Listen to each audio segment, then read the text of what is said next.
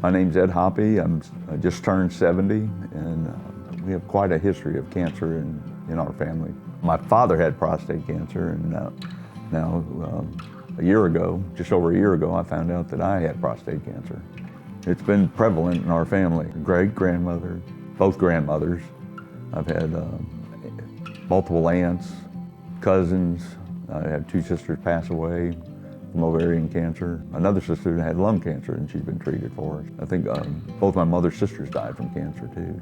In the spring of last year, I went in for my test. They do check for my PSA levels, and my PSA level was elevated, and he recommended that I go to Arkansas Urology, and I got to see Dr. Goodson.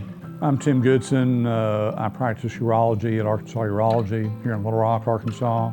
Ed was referred from Dr. Raymond Edwards to my practice with a recent PSA blood test that showed an elevation.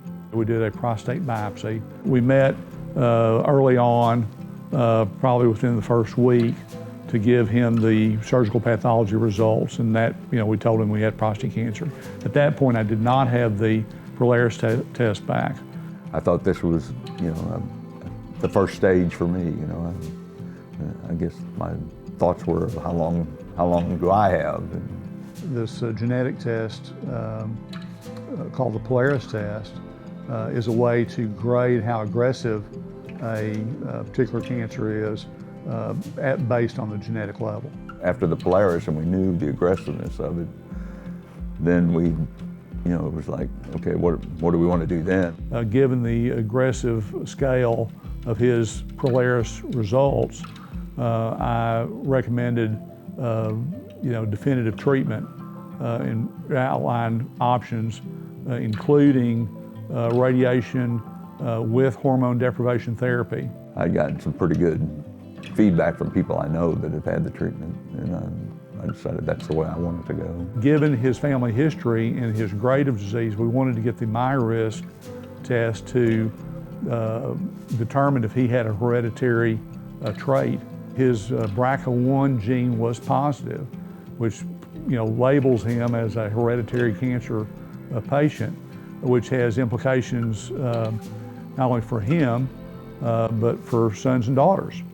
In Ed's case, he has two daughters. Both of them have turned out to be BRCA1 gene positive. So their risk moving forward of breast cancer and ovarian cancer are significant.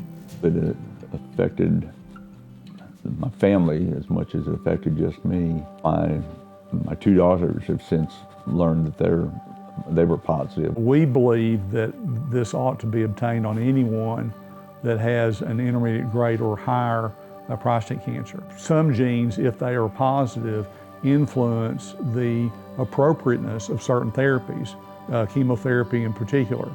So if we have an advanced case of prostate cancer, if they are positive for certain genes that are part of the MyRisk panel, then certain treatment plans will be taken off the table.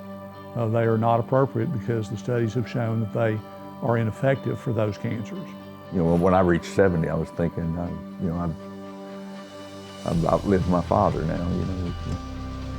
I wondered if I'd ever do that. So I'm glad I was, had this available, and that I certainly wish he had it available to him. Like a pebble in a pond, the ripples keep on coming out.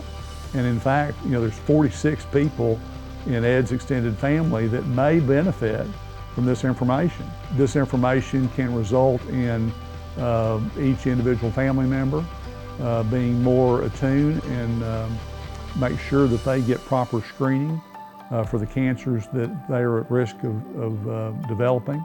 We love to have patients come in prepared with a good family history. This gives us critical information that we need moving forward to plan their care.